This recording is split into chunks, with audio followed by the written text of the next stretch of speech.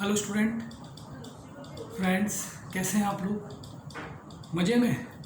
चलो, मैं भी मज़े में हूँ। जैसा कि आप जानते हैं, मेरा नाम हितेश शर्मा है और ऑनलाइन प्लेटफॉर्म के मेरे इस यूट्यूब चैनल जिसका नाम है साइंटिफिक लाइफ साइंस में आपका बहुत स्वागत है। तो आज स्टार्ट करते हैं हम लोग अगला टॉपिक। जैसे हम लोगों की जेनेटिक्स चल रही थी, अगर किसी ने मेरा पहले वाला लेक्चर नहीं देखा है तो आप जा सकते हैं और उसको लेक्चर को देख सकते हैं, वहीं से ही हम लोग आगे बढ़ेंगे। ठीक है, तो हम लोगों का जो टॉपिक है आज का, वो टॉपिक है branches of genetics. Branches of genetics, branches of genetics. ठीक है बच्चों, ब्रांचेस ऑफ जेनेटिक्स, इसको हिंदी में कहते हैं आनुवंशिकी की शाखा है। आनुवांशिकी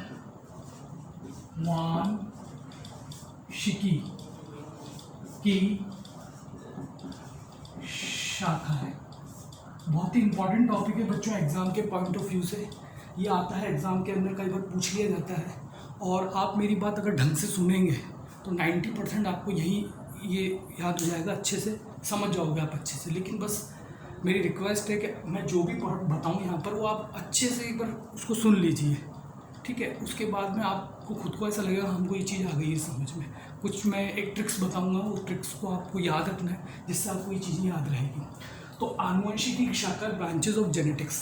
ब्रांचेज ऑफ जेनेटिक्स जो होती है वो हम लोग की, जैसे ऐसे तो ब्रांचेज ऑफ जेनेटिक्स खूब है, लेकिन जो हम लोगों के सिलेबस के अंदर, जो हम लोगों के एग्ज़ाम के अंदर आता है, वो एग्ज़ाम के अंदर फर्स्ट जैसे आता है, जैसे मानव आनुवंशिकी।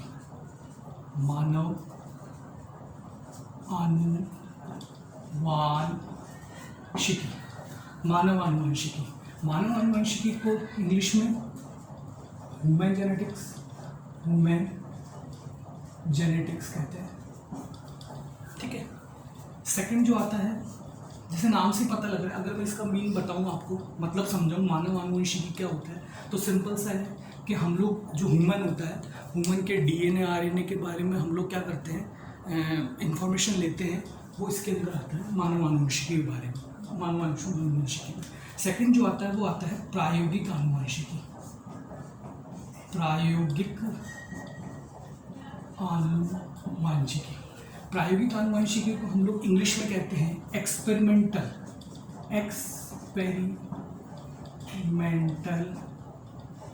जेनेटिक्स।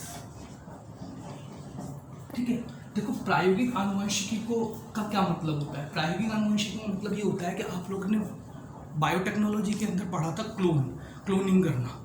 जैसे क्लोनिंग करना कि जैसे एक सेल के अंदर से एक जीन निकाला जाता है और उसको एक स्पेसिफिक सेल के अंदर डाला जाता है। ठीक है, तो हम लोगों ने क्या किया, जीन को आइसोलेट किया और दूसरे सेल के अंदर इसको डाल दिया। तो बायोटेक्नोलॉजी का पार्ट होता है जीन को निकाल कर और हम लोग उसको स्पेसिफिक सेल के अंदर डालते हैं। उस स्टडी को हम लोग क्या कहते हैं, प्रायोगिक आनुवंशिकी कहते हैं। अगली जो शाखा है वो है कोशिका आनुवंशिकी। कोशिका आनुवंशिकी, जिसको हम लोग इंग्लिश में सेल जेनेटिक्स कहते हैं। सेल जेनेटिक्स मतलब सेल जो होती है उसके अंदर न्यूक्लियस होता है, जैसे केंद्र जिसको आप लोग हिंदी के अंदर कहते हो, और केंद्र के अंदर कुछ ऐसे सब्सटेंस होते हैं जो जनरेशन टू जनरेशन क्या करते हैं, जाते हैं, जिससे कैरेक्टर्स जो होते हैं जनरेशन टू जनरेशन जाते हैं। ठीक है, जैसे हम लोग बोलते भी, जैसे मैंने आनुवंशिकी में आपको बताया था कि पेतृक के जो लक्षण होते हैं वो संतति के अंदर जाते हैं। तो न्यूक्लियस के अंदर कुछ ऐसे फैक्टर्स होते हैं, कुछ ऐसे कारक होते हैं जो पीढ़ी दर क्या होते हैं, स्थानांतरित होते हैं। तो उसका जो हम लोग अध्ययन करते हैं, उसकी जो स्टडी करते हैं, सेल के अंदर किस प्रकार का डीएनए, किस प्रकार का आरएनए, किस प्रकार का डीएनए से आरएनए बनेगा और आरएनए से किस प्रकार का प्रोटीन बनेगा, वो हम लोग स्टडी किसके अंदर करते हैं, कोशिका आनुवंशिकी के अंदर करते हैं। उसके बाद में हम लोगों का जो एक है, जैसे फर्स्ट में मानव आनुवंशिकी, प्रायोगिक आनुवंशिकी, कोशिका आनुवंशिकी, और एक लास्ट में आता है हमारे आधुनिक आनुवंशिकी। ठीक है, जिसको हम लोग इंग्लिश में मॉडर्न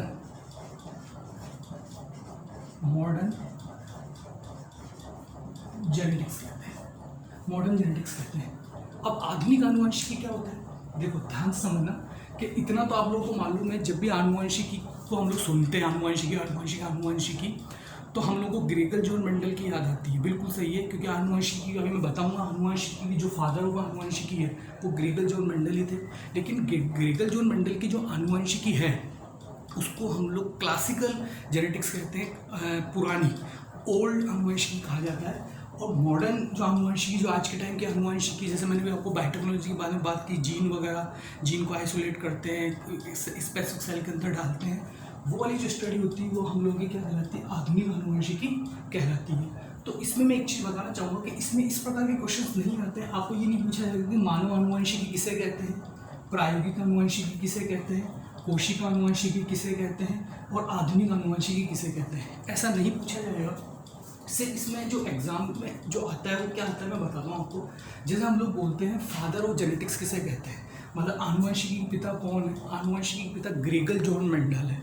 उसी प्रकार से कई बार इस प्रकार का क्वेश्चन बन जाता है कि मानव आनुवंशिकी के जनक कौन थे, प्रायोगिक आनुवंशिकी के जनक कौन थे, कोशिका आनुवंशिकी के जनक कौन थे और आधुनिक आनुवंशिकी के जनक कौन थे। ये वाले क्वेश्चंस बनते हैं एग्जाम के अंदर।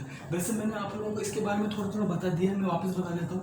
मानव आनुवंशिकी के अंदर हम लोग क्या पढ़ते हैं, मानव की जेनेटिक्स के बारे में अध्ययन करते हैं।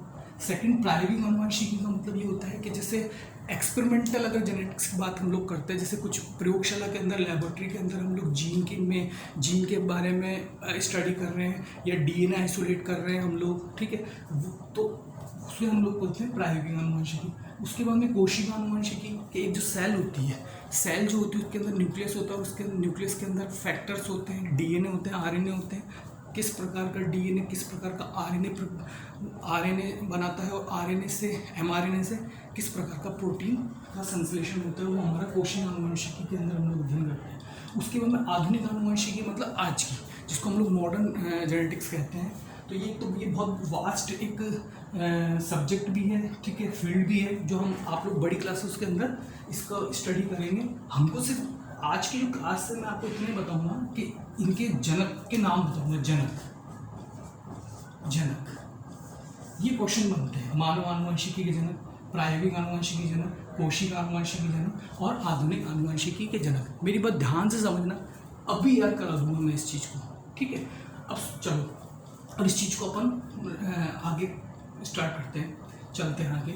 जैसे मैं यहाँ पर, मेरे को 4 साइंटिस्ट की ज़रूरत है, क्योंकि 4 साइंटिस्टों ने इनका इवेंट अपन बोल सकते हैं कि जैसे जनक जो है वो 4 साइंटिस्ट चाहिए मेरे को, कि भाई मानव आनुवंशिकी कौन सा साइंटिस्ट है, प्रायोगिक आनुवंशिकी कौन सा साइंटिस्ट है, कोशिका आनुवंशिकी कौन सा साइंटिस्ट है और आधुनिक आनुवंशिकी कौन सा साइंटिस्ट है। मुझे खुद को याद नहीं है, बस मेरे को 4 साइंटिस्टों के नाम याद है। मैं यहाँ पर 4 साइंटिस्टों के नाम लिख देता हूँ। सबसे पहला जो है वो है बैटसन, इंग्लिश में भी लिख देता हूँ, बैटसन, BATESON, बैटसन। सेकंड है गैरोड, GARROD, गैरोड, GA, ठीक है। थर्ड लिख देता हूँ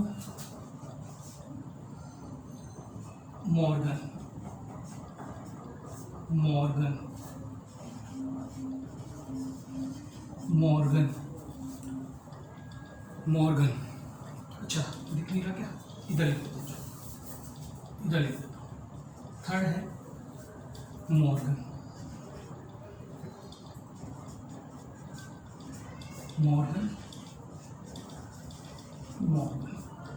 और फोर्थ लिख देता हूँ मुलर,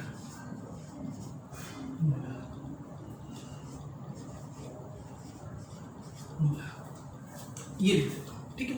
इन 4 साइंटिस्ट को हमको इसके अंदर फिट करना है। चारों साइंटिस्टों का नाम बिल्कुल सही है, राइट है।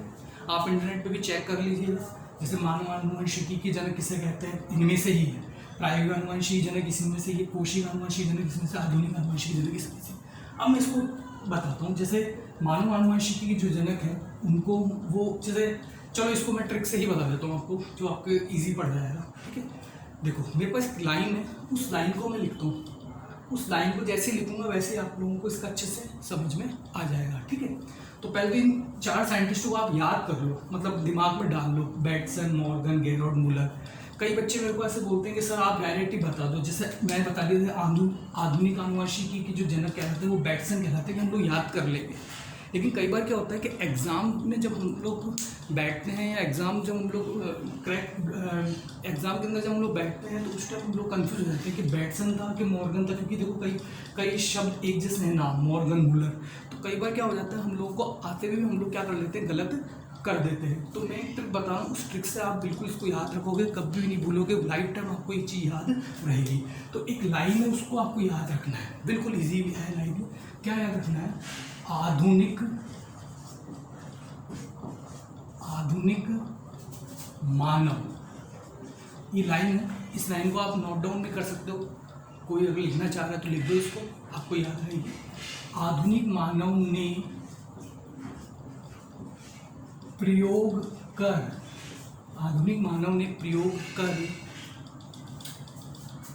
कोशिका की खोज की, कोशिका की खोज की। सिंपल सी लाइन है, इसको तो याद कर सकते हो।